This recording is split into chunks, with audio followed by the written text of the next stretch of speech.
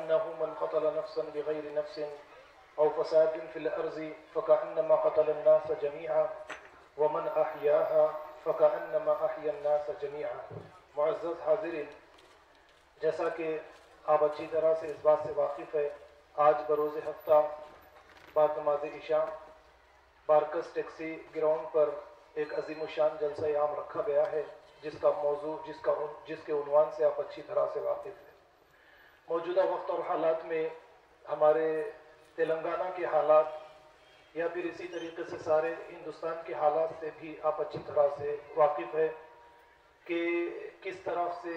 زنا بالجبر کے واقعات میں دن بدن اضافہ ہوتا چلا جا رہا ہے اور قتل کی واردات میں بھی زیادتی ہوتی چلی جا رہی ہے۔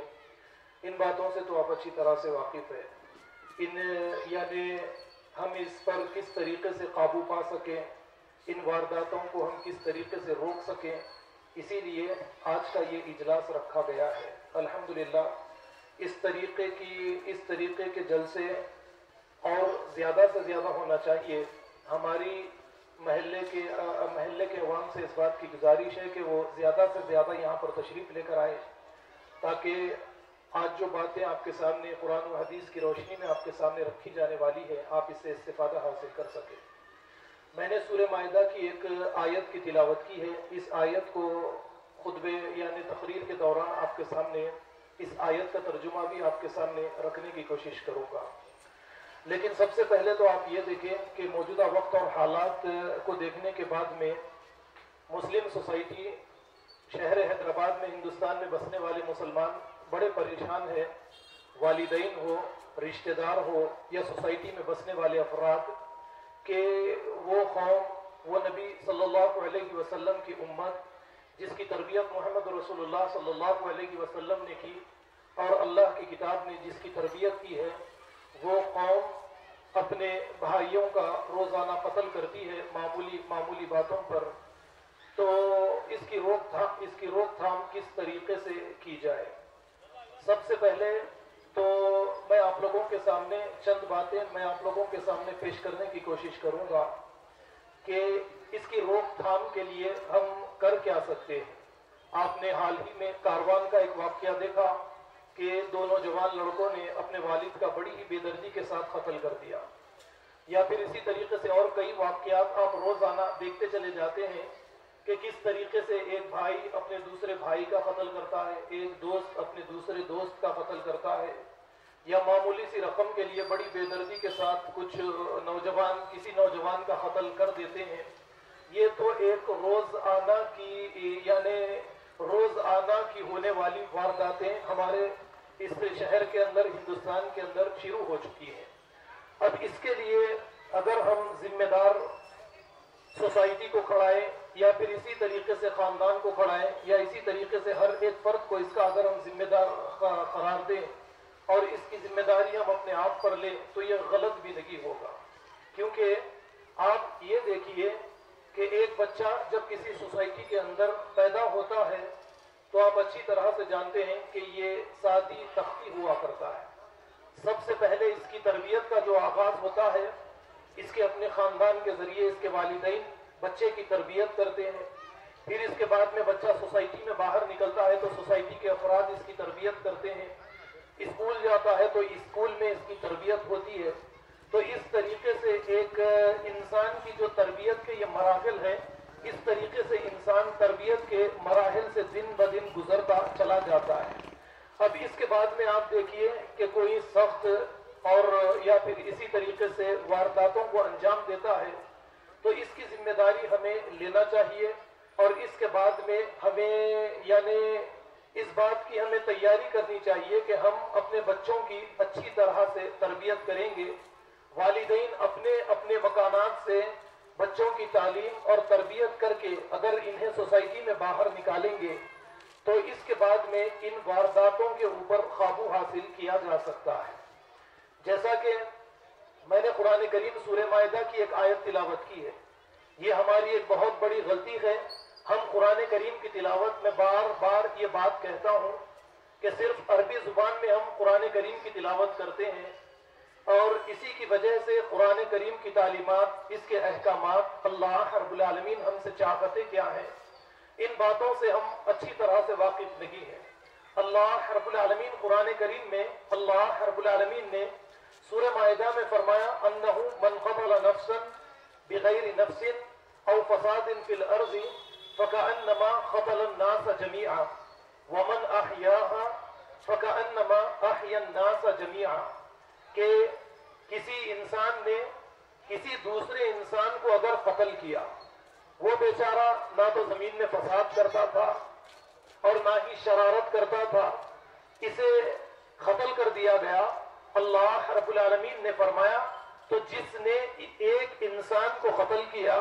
اس نے ساری دنیا کے انسانوں کو قتل کر دیا۔ یہ قتل ایک عظیم جرم ہے، اور اللہ رب العالمین نے یہ فرمایا کہ ایک انسان کا قتل ساری دنیا کی انسانیت کے قتل کے برابر ہے۔ لیکن اس کے باوجود آپ غور کیجئے کہ ہمارے یہاں پر قتل کو اتنا آسان، اتنی معمولی چیز سمجھ لیا گیا ہے کہ بڑی ہی آسانی کے ساتھ کسی کا قتل کر دیا جاتا ہے۔ اس کے لیے اگر آپ غور کریں گے کہ ہمارے قانون کے اندر کچھ نرمی ہے اور قاتل کو سخت سزا نہیں دی جاتی ہے، جس کی وجہ سے قتل کرنے والے کو اس بات کا ڈر نہیں ہوتا کہ اگر میں کسی کا قتل کروں گا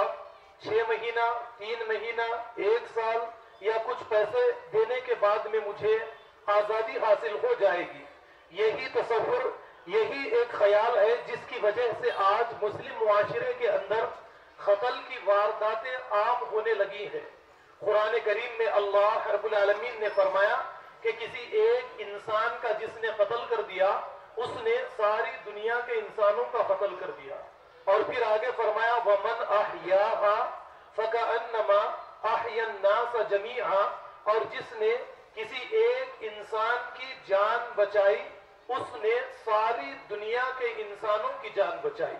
یہ سورہ مائدہ کی آیت ہے۔ ذرا غور کیجئے کہ میں نے آپ کے سامنے ایک بات رکھی کہ ہم قرآن کریم کی تلاوت صرف عربی میں کرتے ہیں،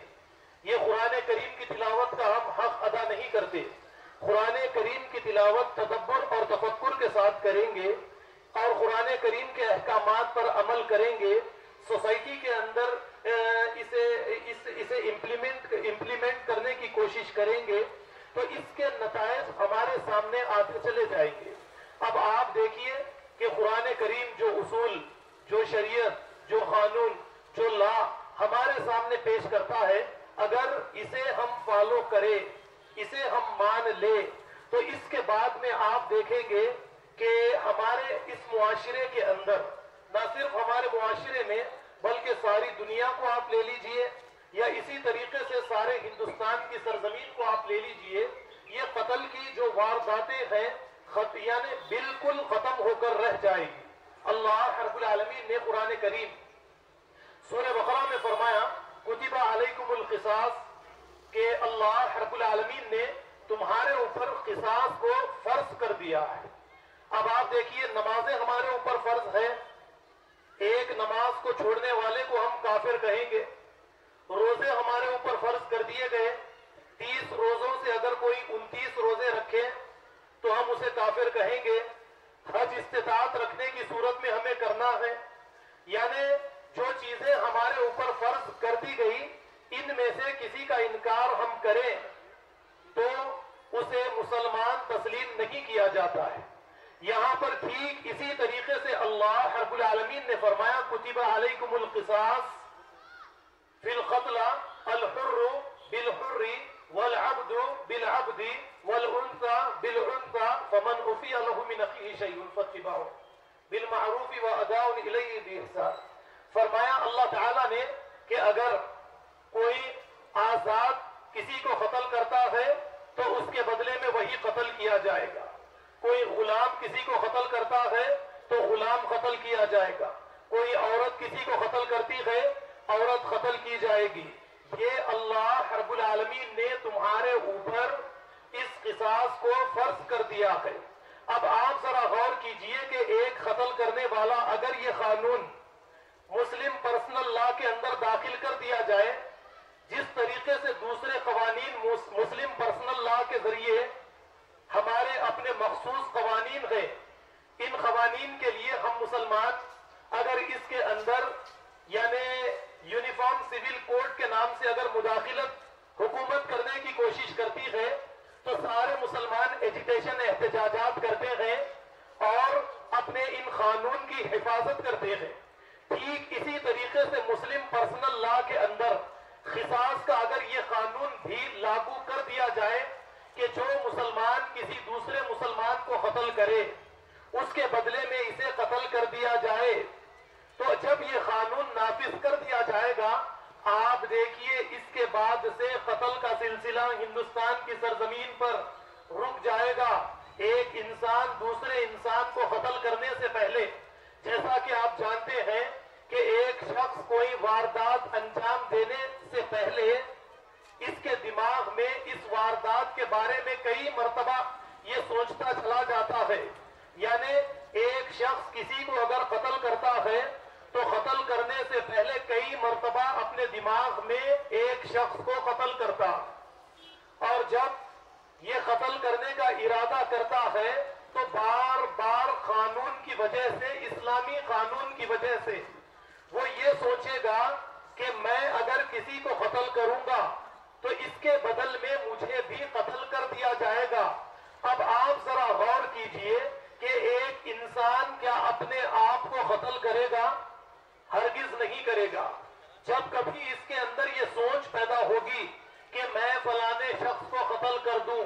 میری فلانے کے ساتھ دشمنی ہے اور فلانے کے ساتھ میری معاملت داری ٹھیک نہیں ہے، یا پھر اسی طریقے سے کوئی اولاد اپنے والد کے بارے میں یہ برا خیال کرے، یا کوئی کسی عورت اپنی بیوی شوہر کے بارے میں یہ برا خیال کرے کہ مجھے اسے قتل کرنا ہے، لیکن اس کے دماغ میں ایک بات چلتی رہے گی کہ قتل کے بعد میں اسلامی قانون کے مطابق اسے بھی قتل کر دیا جائے گا، تو کیا اس کے بعد میں کوئی شخص، کوئی انسان کسی دوسرے انسان کو قتل کرنے کے لیے ہتھیار اٹھائے گا؟ نہیں اٹھائے گا۔ تو مسلم پرسنل لا کے لیے ہمارے اس ہندوستان کی سرزمین پر مسلمان جدوجہد تو کرتے ہیں کہ ہمارے مسلم پرسنل لا کے اندر کسی کو مداخلت کرنے کی اجازت نہیں ہے، وہ 3 طلاق کا مسئلہ رہے، وہ شادی کا مسئلہ رہے، یا وراثت کے مسائل رہے۔ ٹھیک اسی طریقے سے مسلم پرسنل لا کے اندر اگر مسلمان اس ایک قانون یعنی یہ قصاص کو بھی اگر نافذ کر دے تو اس کے ذریعے سے مسلم معاشرے کے اندر سے یہ وارداتیں بالکل ختم ہو جائیں گی۔ دیکھیے آگے اللہ رب العالمین نے فرمایا وَلَكُمْ فِي الْقِصَاصِ حَيَاةٌ یا اولی الالباب، اے ایمان والو قصاص میں تمہارے لیے زندگی ہے۔ ان الفاظ پر ذرا غور کیجئے، فرمایا کہ قصاص میں تمہارے لیے زندگی ہے۔ ایک شخص کسی کو قتل کرے، اسے اس کے بدل میں قتل کر دیا جائے، اب اس کے ذریعے سے ایک سوسائٹی سے قتل کی وارداتیں بالکل کم ہو جائیں گی، اور سوسائٹی میں بسنے والے دوسرے افراد اپنے آپ کو محفوظ سمجھیں گے کہ کوئی ہمیں قتل نہیں کر سکے گا۔ وہ اس لیے کہ اگر کوئی ہم پر ہتھیار اٹھائے گا، ہمیں قتل کرنے کی کوشش کرے گا، یا ہماری اولاد کو، ہمارے رشتہ داروں کو، ہمارے دوست و احباب کو کوئی اگر قتل کرے گا تو اس کے بدل میں ہمیں انصاف مل جائے گا اور اسے بھی قتل کر دیا جائے گا، تو اس کے بعد میں کوئی دوسرے کو قتل کرنے کی کوشش نہیں کرے گا۔ تو یہی یعنی اللہ کا قانون ساری دنیا کی انسانیت کے لیے رحمت ہے، لیکن ہم یہ سمجھتے ہیں کہ یہ قصاص کا قانون ایک بڑا سخت قانون ہے،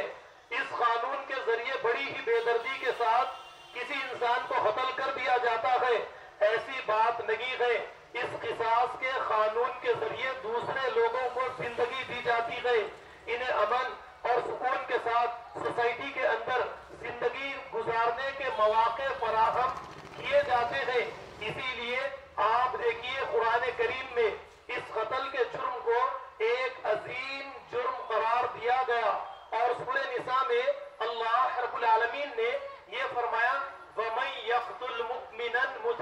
خالدا فجزاؤہ جہنم خالدا فیہا، کہ جو کوئی کسی مومن کو، کسی مسلمان کو قتل کر ڈالے،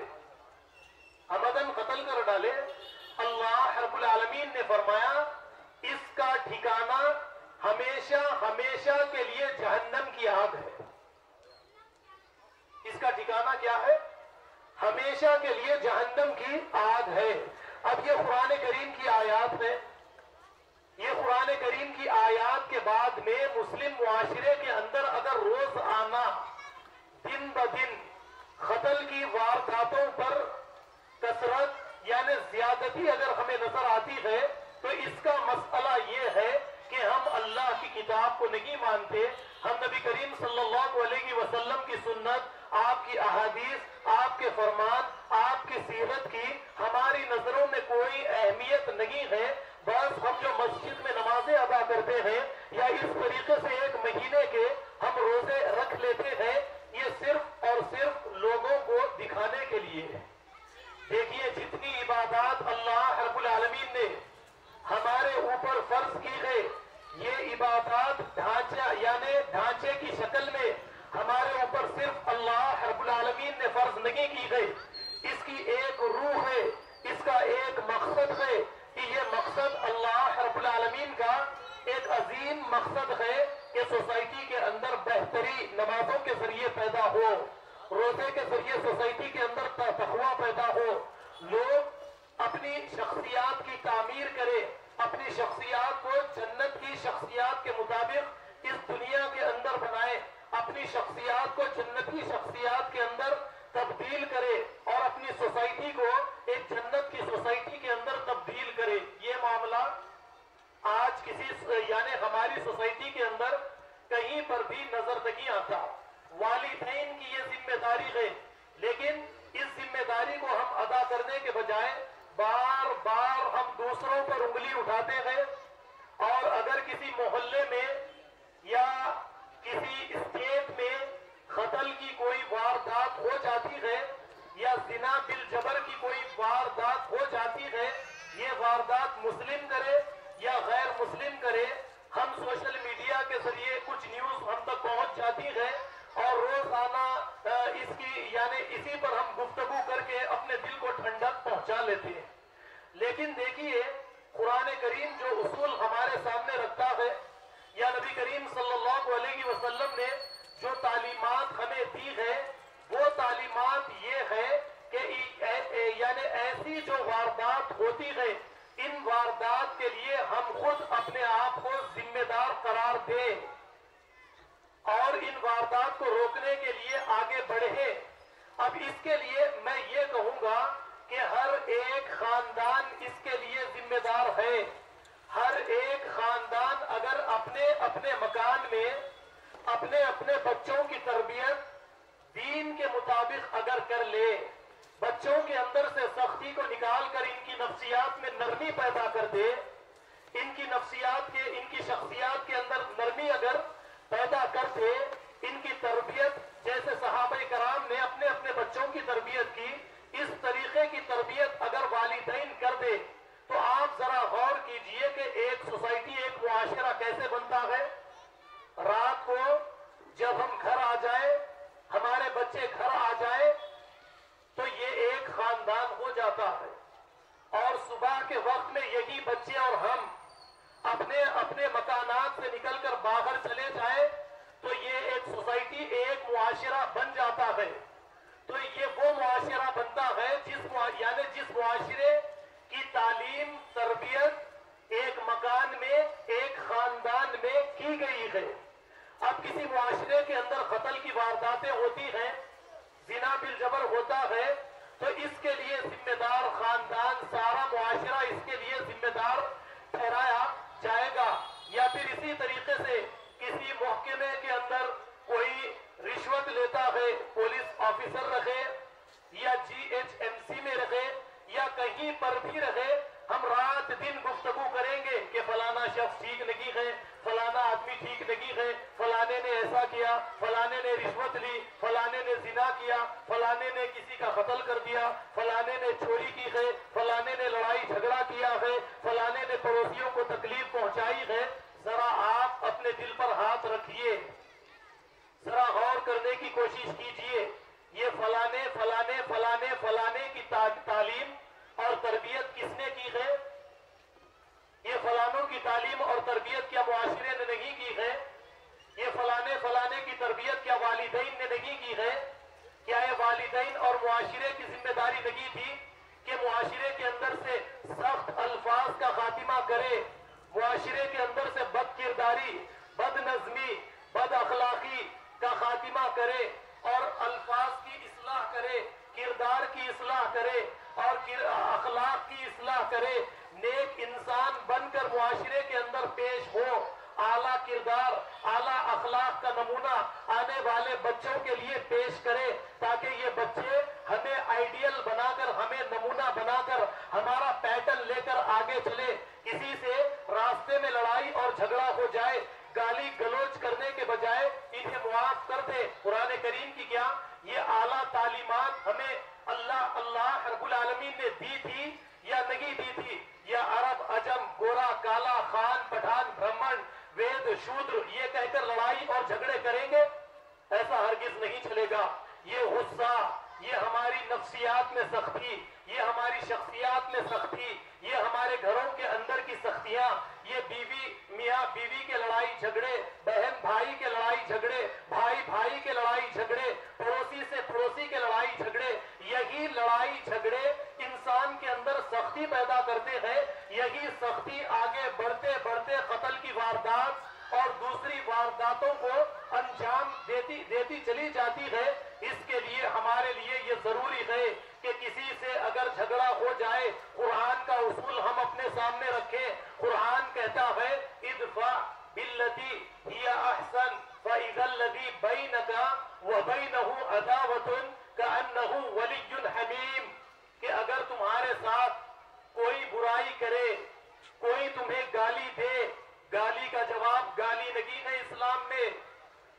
گالی کا جواب گالی نہیں ہے اسلام میں، گالی کا جواب دعا اسلام سکھاتا ہے۔ اسلام کہتا ہے برا کرے تم اچھا کرو، گالی دے تم دعا دو۔ اس کے بعد میں دیکھو کہ جو تمہارا دشمن ہے یہی تمہارا دشمن دوست بن جائے گا۔ یہ تعلیمات پر ہم نے کبھی عمل کیا ہے؟ میں یہی کہوں گا کہ سوسائٹی کے اندر جو سخت الفاظ ہے، جو ہماری نفسیات کی سختی ہے، والدین کی سختی ہے، اور اسی طریقے سے ہماری ماں بہنوں کی جو سختیاں ہیں، جو ہمارے بھائیوں کی سختیاں ہیں، یہی سختیاں ہمارے بچوں کو سخت بناتی چلی جا رہی ہے۔ جو ہماری بد اخلاقیاں ہیں، یہ بد اخلاقیاں ہمارے بچوں کو بد اخلاق بناتی چلی جا رہی ہے۔ اب آپ کسی پر انگلی اٹھانے سے پہلے، کسی کو برا بھلا کہنے سے پہلے یا دوسروں کو سدھارنے سے پہلے آپ اور مجھے یہ کرنا ہے کہ ہم اپنے آپ کو اگر سدھار لیں تو یہ سمجھے کہ ساری دنیا کے اندر خود بخود سدھار پیدا ہوتا چلا جائے گا۔ میں نے آپ کے سامنے کیا بات رکھی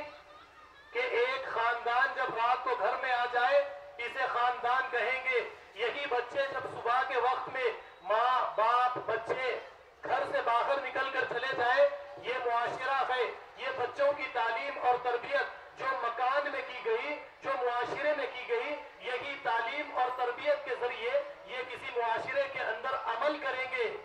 یہ اخلاق پیش کریں گے، یہ کردار پیش کریں گے۔ اب اس کے لیے اگر کوئی رشوت لیتا ہے، کوئی قتل کرتا ہے، تو اس کے لیے ہمارے لیے یہ ضروری ہے، والدین کے لیے یہ ضروری ہے کہ بچے اور بچیوں کی مکانات کے اندر تعلیم اور تربیت کے مسئلے میں یہ اتنے حساس رہے کہ اللہ رب العالمین نے ہمیں ایک مٹی کا انسان دیا ہے، اور یہ مٹی کے انسان اللہ رب العالمین، یہاں پر توجہ اس طرف مبذول کیجیے، والدین کے لیے یہ ضروری ہے کہ اللہ رب العالمین نے ایک مٹی کا انسان ہمیں دیا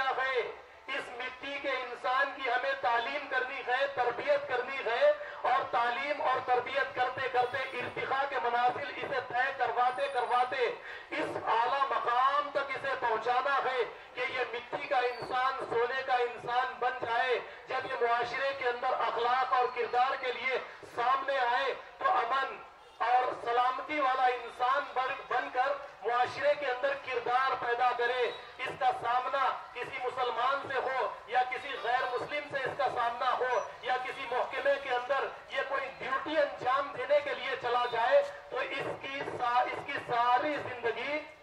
قرآنی طرز فکر کے مطابق رہے گی. تعلیم اور تربیت کا معیار ہمارے یہاں پر کیا رہا آج کل بتائیں؟ بس اسکول کو بھیج دینا، کالج کو بھیج دینا،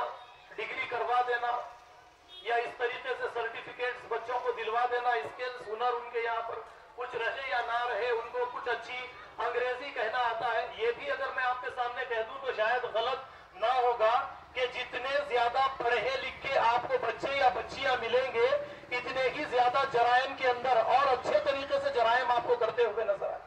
جھوٹ کہیں گے تو اچھی طریقے سے، کوئی جرم کریں گے تو اچھی طریقے سے، رشوت لیں گے تو ایک بہترین انداز میں رشوت لیں گے کہ کسی کو بھنک نہ ہونے پائے. تو تعلیم اور تربیت یعنی سرٹیفکیٹس اسی لیے لیے گئے کہ اچھے طریقے سے سوسائٹی کے اندر جرائم کرنے والے یہ بنے، ایسا ہرگز نہیں ہے. تو قرآن کریم کی تعلیمات پر آپ کو غور کرنا پڑے گا اور تعلیم کے مسئلے میں اس حد تک والدین کو جانا پڑے گا. اب والدین تعلیم اور تربیت کا مسئلہ جب ہمارے سامنے آئے تو والدین کے سامنے ایک بات رکھوں، لڑکی کو پسند کرنے کا مسئلہ آئے یا لڑکا پسند کرنے کا مسئلہ آئے تو ماں باپ کی نظر اس حد تک ایسی یعنی اتنی اعلیٰ ہونی چاہیے کہ جو لڑکی میرے لڑکے کی بہو بننے والی ہے یا جو لڑکا میری لڑکی کا شوہر بننے والا ہے یہ سوسائٹی کو نیک انسانوں کا تحفہ دے گا. تو میرے بچے کی بیوی ایک نیک بیوی ہوگی، میری بچی کا شوہر ایک نیک شوہر ہوگا.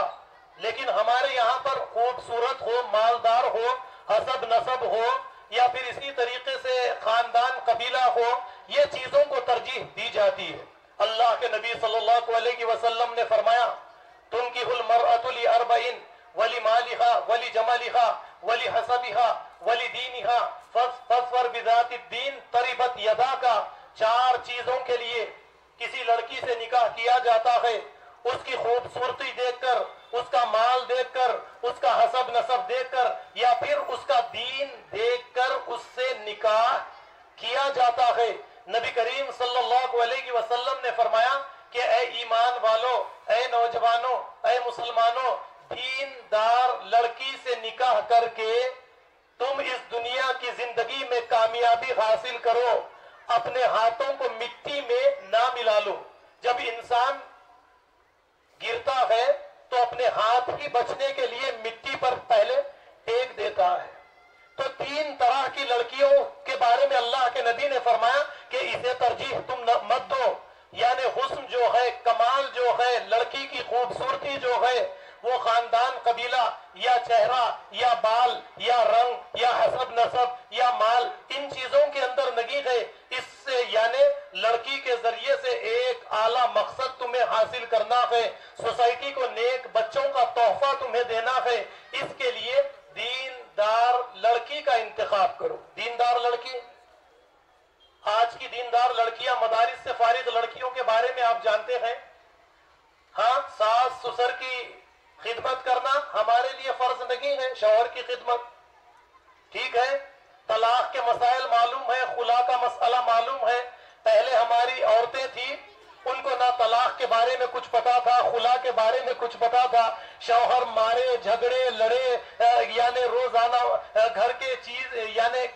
گھریلو زندگی کے سامان لائے نہ لائے، بھوکی سوکھی جیسی روٹی کھانے کے لیے ملے ساری زندگی شوہر کے گھر میں گزار دیتی. الحمدللہ کہتی، ماں باپ کے مکان میں جاتی تو نہ شکوہ نہ شکایت کرتی، ہمیشہ اپنے شوہر کی تعریف کرتی. مدارس سے فارغ علماء فاضلہ لڑکیوں کی حالات آج آپ دیکھیے کہ ذری سی بات پر میرا حق ہے طلاق لینا،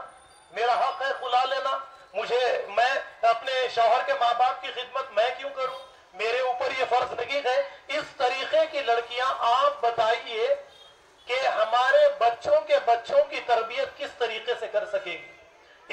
لیے ہمارے لیے یہ ضروری ہے کہ نیک دیندار لڑکی سے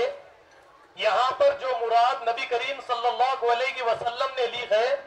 وہ اعلیٰ حساس یعنی ایک ایسی باشعور لڑکی جو نکاح کا مقصد جانتی ہے، جس مقصد کے ذریعے سے ایسے نیک لڑکوں کو دنیا کے اندر لانا، تعلیم اور تربیت کر کے، جس کے ذریعے سے ایک سوسائٹی کا نقشہ جنت کے مطابق بنا دینا، ایک سوسائٹی کو جنت کے چمن کے اندر تبدیل کر دینا، ایک سوسائٹی میں نیک انسانوں کو پیدا کر دینا۔ ماں کی گود ہی بچے کے لیے سب سے پہلا مدرسہ ہے۔ یہ ہماری اپنی کمی ہے، یہ ہمارے لیے بڑی افسوس کی بات ہے کہ نبی کریم صلی اللہ علیہ وسلم کی تعلیمات پر آپ غور کیجئے۔ اللہ کے نبی نے صحابہ کرام سے فرمایا اذا خطب الیکم من ترضون دینہ وخلقہ، کہ اے صحابہ تمہارے یہاں پر اگر کوئی ایسا لڑکا تمہاری لڑکی کے لیے نکاح کا پیغام بھیجے جس کے دین اور اس کے اخلاق سے تم راضی ہو،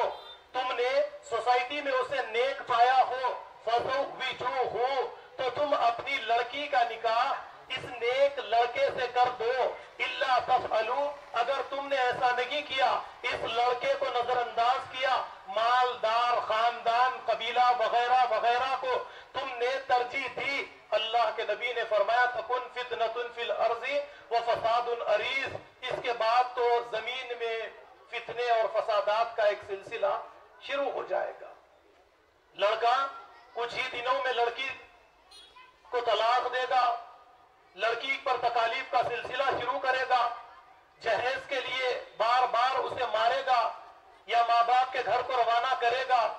جب اس کی خواہشات پوری نہیں ہوگی تو ہو سکتا ہے کہ ایک دن ایک مسلمان لڑکی کو یہ قتل بھی کر دے گا۔ تعلیم اور تربیت غلطی کس کی ہے آپ بتائیے؟ غلطی کس کی ہے آپ یہ بتائیے؟ یہاں پر ہماری اپنی غلطی ہے۔ اسی لیے قرآن کریم ایک اصول ہمارے سامنے رکھتا ہے وَقُولُوا قَوْلًا سَدِيدًا، بات صحیح کرو، بات صاف صحیح ہونی چاہیے، اپنی غلطی کو قبول کرنا چاہیے۔ جب تم اپنی غلطی کو قبول کرو گے اس کے بعد میں تم اپنے اعمال کی اصلاح کی طرف جاؤ گے، اپنے اعمال کو سدھارنے کی کوشش کرو گے۔ اسی لیے اللہ نے آگے فرمایا یصلح لکم اعمالکم، جب تم بات صحیح کرو گے، سیدھی کرو گے،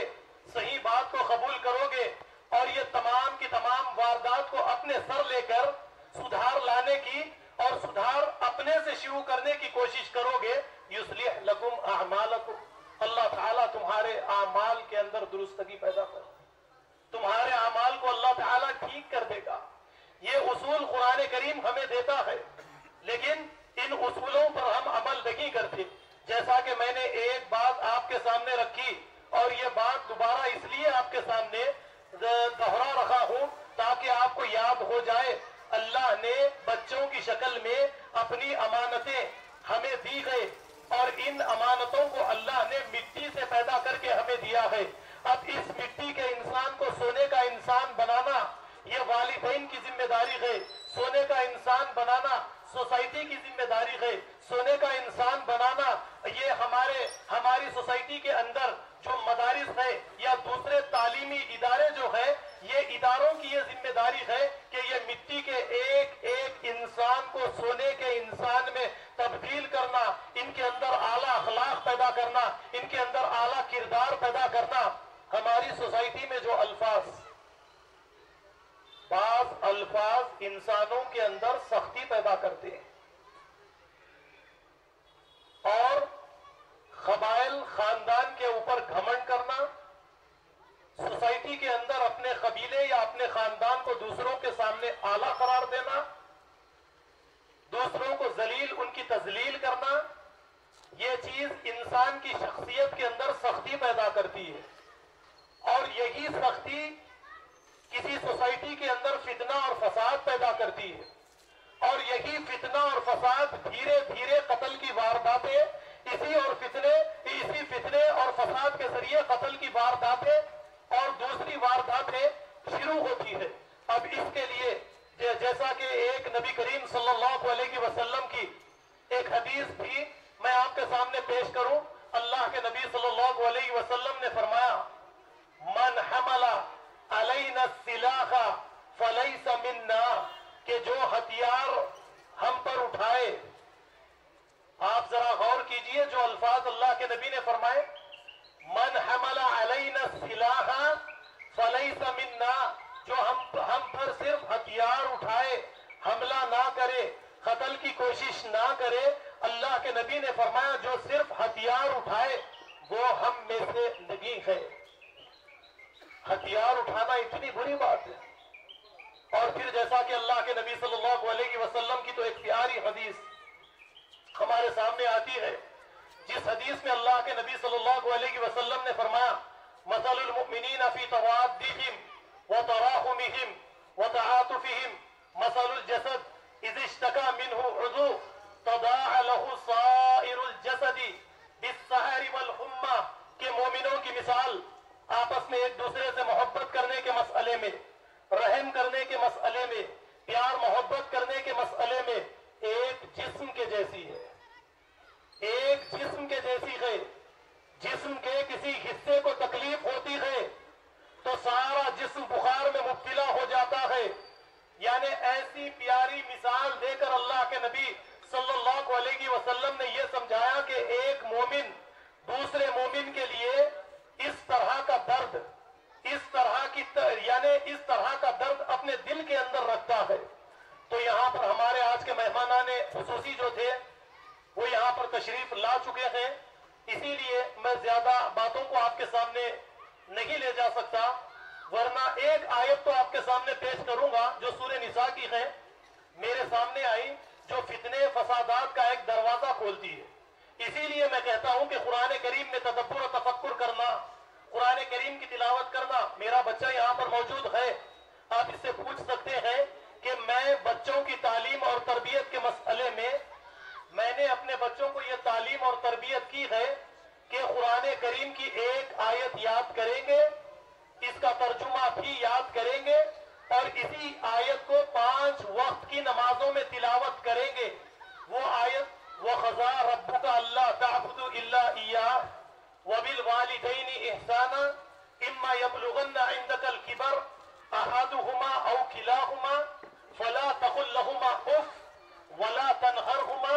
وَقُل رَّبِّ ارْحَمْهُمَا كَمَا رَبَّيَانِي صَغِيرًا. اللہ نے فیصلہ کر دیا کہ ایک اللہ کے علاوہ کسی اور کی عبادت نہ کی جائے، اور آگے اللہ نے فرمایا کہ والدین کے ساتھ اچھا سلوک احسان کیا جائے. اگر والدین میں سے دونوں یا دونوں میں سے کوئی ایک بڑھاپے کی حالت کو پہنچ جائے، خبردار ان کے سامنے اف تک مت کہنا، اور اللہ سے دعا کرتے رہنا کہ اے اللہ بچپن میں انہوں نے ہماری جیسی پرورش کی ہے، آپ ان پر رحم کیجئے، کرم کیجئے. تو بچوں کو اس طریقے سے آپ اگر تعلیم اور تربیت ان کی عمر کے مطابق کریں گے، قرآن کریم کی چند آیات یاد دلائیں گے، نمازوں میں اسی کی تلاوت کروائیں گے، اس کا ترجمہ پوچھتے جائیں گے، اور جیسے جیسے ان کی عمر بڑھتی چلی جائے گی اسی کے مطابق تجارت کرنے کے تجارت کے میدان میں یہ اترے یا یہ جوان ہو تو وہ آیتیں جس میں اللہ نے یہ فرمایا قُل لِّلْمُؤْمِنِينَ يَغُضُّ مِنْ أَبْصَارِهِمْ وَيَحْفَظُوا فُرُوجَهُمْ کہ مومن مردوں سے یہ کہہ دیجئے کہ یہ اپنی نگاہوں کی حفاظت کرے، اپنی نگاہوں کو نیچی کرے، اپنی شرمگاہ کی حفاظت کرے. یہ آیتیں یاد دلائیے، اس کا ترجمہ یاد دلائیے. یہ تاجر بنے یا کہیں پر نوکری کرنے کے لیے جائے تو دوسری آیات یاد دلائیے، انہیں اس بات کا احساس دلائیے کہ قرآن آپ سے یہ چاہتا ہے، اللہ رب العالمین آپ سے یہ چاہتے ہیں. تو تعلیم اور تربیت کو اس طریقے سے ہم مکمل کریں گے. پوری قرآن پر بھی اگر ہم عمل نہ کریں، قرآن کی چند چیزوں کو لے کر اس پر اگر ہم عمل کرنے والے، یعنی ایک آپ پرسنٹیج لے لیجئے 100%، اس میں سے اگر ہم 50 اپنی موت تک 50% تک بھی اگر ہم پہنچ جائے تو یہ بڑی ہمارے لیے بہترین بات ہے. ہمارے بچے پہنچ جائیں 60%، 75%، 30%، 40%، تو یہ ہمارے لیے بہت اچھی بات ہے. یہ کوئی معمولی چیزیں نہیں ہے. تو بچوں کی تعلیم اور تربیت کے مسئلے میں بات آپ کے سامنے پھر دہراؤں، مٹی کے انسانوں کو اللہ نے آپ کو دے دیا، سونے کا انسان بنانا آپ کی ذمہ داری۔ آپ سونے کا انسان بناتے ہیں یا اس مٹی کے انسان کو مٹی میں دفنا کر ختم کر دیتے ہیں؟ مٹی اس مٹی کے انسان کو کھا جائے اور اس کی جو آگے کی ارتقاء کی منازل ہے، اس مٹی کو مٹی میں چھوڑ کر جو نورانی جو اس کی روح ہے اسے لے کر کسی اور مقام پر اسے جانا ہے، اللہ کی بارگاہ میں پیش ہونا ہے، تو اس کی اگر یہ تیاری نہ کرے، اس کی تعلیم اور تربیت نہ کرے، تو اس دنیا کے اندر بھی اسی طرح کے رزلٹس ہمارے سامنے آئیں گے۔ آج یہ جلسہ کر لیا جائے، اس مقام کے بعد میں کوئی اور مقامات پہ اس طریقے کے جلسے رکھ لیے جائیں، ساری دنیا کے اندر اس طریقے کے جلسے رکھ لیے جائیں۔ آج 2 لڑکوں نے والد کا قتل کیا،